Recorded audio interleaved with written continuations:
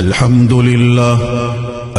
لله نحمده ونستعينه ونستغفره ونؤمن به ونتوكل عليه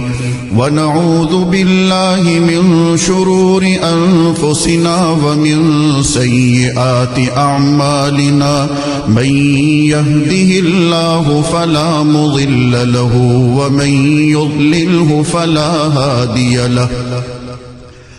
ونشهد أن لا إله إلا الله وحده لا شريك له ونشهد أن سيدنا وسندنا ونبينا ومولانا محمدا عبده ورسوله أرسله بالحق بشيرا ونذيرا وداعيا إلى الله بإذنه وسراجا منيرا وصلى الله تعالى على خير خلقه محمد وعلى آله وأصحابه وبارك وسلم تسليما كثيرا كثيرا أما بعد فأعوذ بالله من الشيطان الرجيم بسم الله الرحمن الرحيم إن الله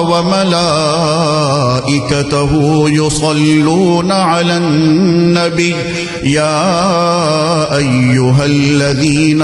آمنوا صلوا عليه وسلموا تسليما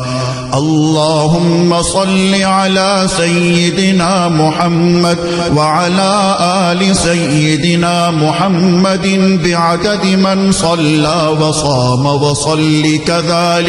وصل كذلك على جميع الأنبياء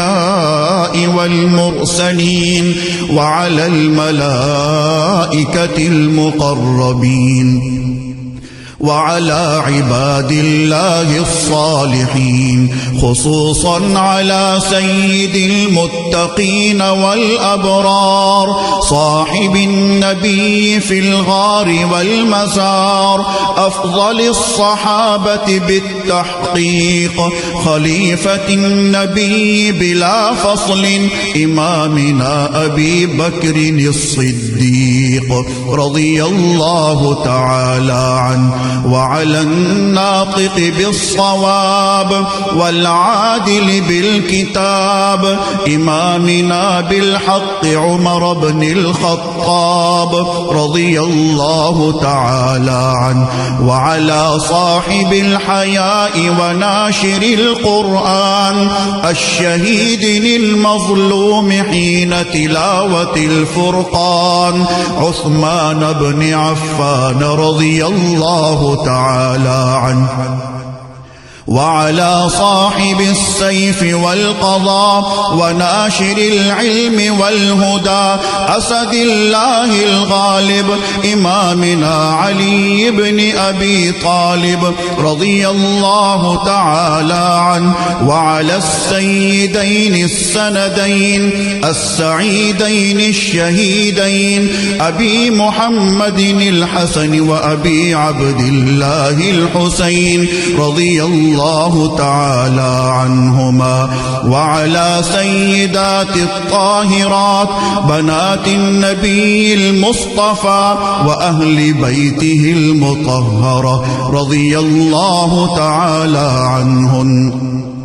وعلى عميه النبي المجتبى سيدنا العباس وسيدنا حمزة رضي الله تعالى عنهما وعلى كل الصحابة رضوان الله تعالى عنهم أجمعين الله الله في أصحابي لا تتخذوهم من بعدي غرضا فمن أحبهم فبحبي أحبهم ومن أبغضهم فببغضي أبغضهم وخير أمتي قرني ثم الذين يلونهم ثم الذين يلونهم تعادلوا عباد الله رحمكم الله الله إن الله يأمر بالعدل والإحسان وإيتاء ذي القربى